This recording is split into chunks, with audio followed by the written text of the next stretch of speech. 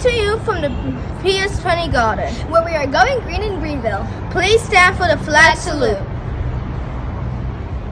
Ready? Begin. I pledge allegiance to the flag of the United States of America and to the republic for which it stands, one nation, under God, indivisible, with liberty and justice for all. You may be seated. Here is our Blue Dolphin motto. Be safe, live responsibly, understand, respect, and encourage each other. Go Blue Dolphins!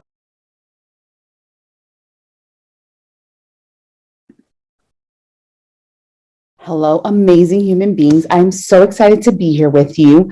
We had the opportunity to have Monday off, and that was because we celebrated Dr. Martin Luther King Jr., who is such an amazing person that who celebrated love, who spoke about peace and equity, and that was really his thing, right?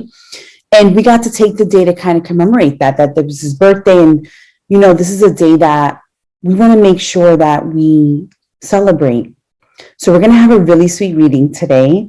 The reading is called My Daddy, Dr. Martin Luther King Jr. But before we even get to that, the actual reading is coming from one of my favorite read-alouds on YouTube, and it's called Sankofa Read Aloud. And I love it because Sankofa, by the way, it is a symbol that's from Ghana. Ghana's located in West Africa. And I had a great opportunity to study abroad and in Ghana. I spent 4 months over there at the University of Ghana in Accra, in Legon actually. And it was really amazing opportunity. But that symbol of Sankofa really reminded me of Dr. Martin Luther King Jr. And what it means, it means to go back and get it. Like taking from the past what is good and bringing it to the present. So I really thought of Dr. Martin Luther King Jr. and how being able to talk about him now, being able to celebrate him or learn about him in school, right? Really is symbolic of the Sankofa, almost like learning about what happened in the past and bringing it into the present. Never forgetting what happened in the past, but knowing that in the present, we're going to be moving forward in a way that's about the way he wanted it, which was through love and through kindness. So I'm going to share my screen really quickly. And I have the Sankofa symbol I wanted to show you. And this is the Sankofa symbol right here. And this is our reading for today. So we're going to get straight to the reading. Hello and welcome back to another edition of Sankofa Read Aloud. Today's story is titled My Daddy, Dr. Martin Luther King, written by Martin Luther King III, illustrated by A.G. Ford. I hope that you enjoy this beautiful story. I grew up with a famous father. My name is Martin Luther King III.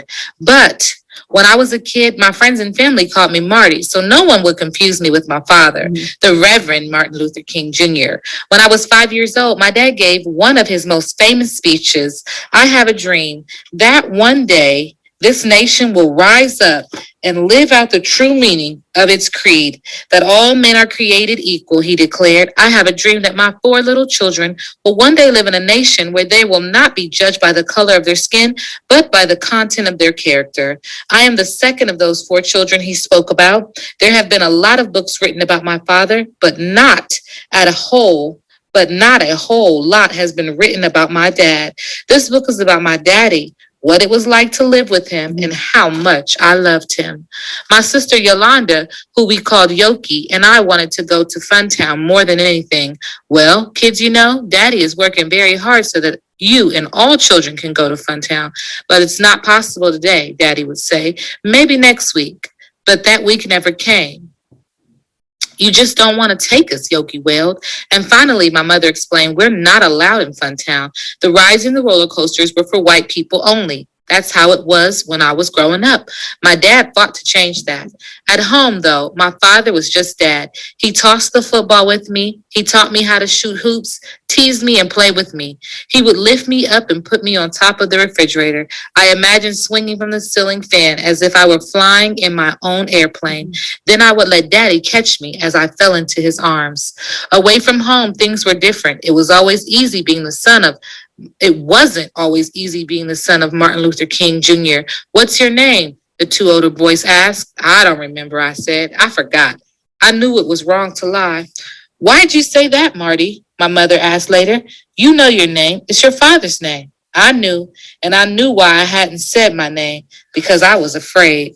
Some people didn't like my father's work. He was stirring up trouble, they said. My father never stole anything or hurt anyone.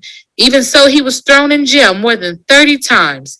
He had the courage to stand up and say, this law is unfair, and sometimes he was arrested for that.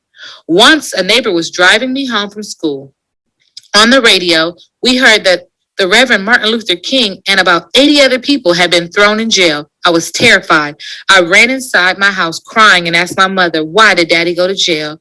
What did he do wrong? My mother hugged me. Your dad went to jail to help people, she told me. Some people don't have enough to eat or comfortable homes or clothes to wear. They are not as fortunate as we are. Daddy went to jail to make it possible for all people to have these things. Don't worry, Daddy will be coming back. I carried her words close to my heart. A year later, when Daddy was arrested again, Yoki was afraid that he wouldn't be back for Christmas. This time, I was the one who would console her. Don't cry, Yoki. Daddy will be back. He has to help people. He has already helped some people, but he has to help some more. And when he's finished, he'll be back. My father was not the only one in danger. Many people were hurt or even killed as they tried to change unfair laws. Once, as I marched in a protest, I saw a pretty lady with a bandage over her nose. My mother explained that she had been attacked by a police officer.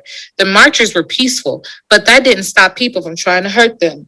Even police officers sprayed marchers with fire hoses or turned dogs on them. Later, a police officer came up to us with a huge dog that growled at me. I was terrified.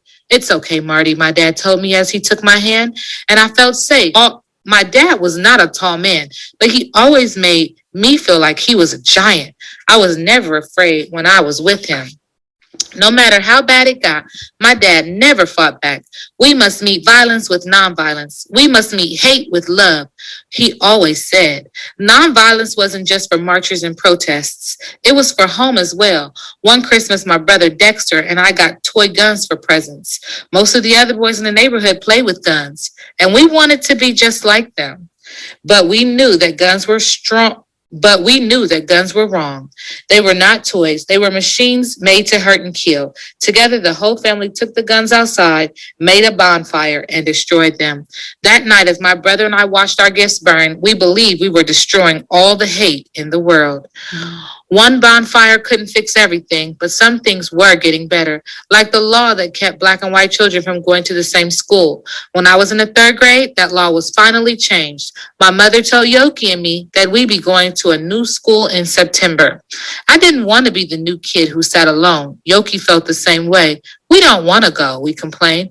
We don't want to be the only Black kids at the school. My mother said she'd see what she could do. That day before school started, we found out that our 3 friends, the Abernathys, would be going with us to Spring Street School. I was glad to have my friends and my sister with me, because when we got to the school, there were flash bulbs going off and TV cameras everywhere. Why did reporters want to talk to us? We were just kids going to school like everyone else.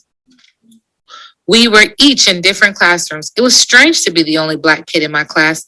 I felt like everyone was staring at me the whole day. One kid even made a nasty comment. Wouldn't you rather go to school with your own kind? He asked. Why aren't you at your own school? We're all the same. We're all kids. And Spring Street is my school now, I said. My father fought for us to be just kids attending the same schools. It was what he meant when he said he dreamed of his children being judged by the content of their character, not by the color of our skin. That is such a great story. And I love that it came from the perspective of Dr. Martin Luther King Jr.'s son, right? That was such a great story. And I also want to talk to you about this week is we're celebrating something called No Name Calling Week. And it really, again, is a great example of how Dr. Martin Luther King wanted us to make sure that we spread the language of love, right? That when we speak to each other, it's not about name calling. It's not about how people identify or, not making people ever feel uncomfortable, right? It's about making sure that we are spreading words of kindness, that we are being friendly to each other, that we're speaking to everyone, right? And I love it when I see kids purposely making sure that they're making people feel comfortable, or a classmate feel comfortable, right? Because you would always want that to be the way you would want to be treated as well. So make sure you spend today doing that, treating people the way you would want to be treating people with love and kindness. Having a super amazing day.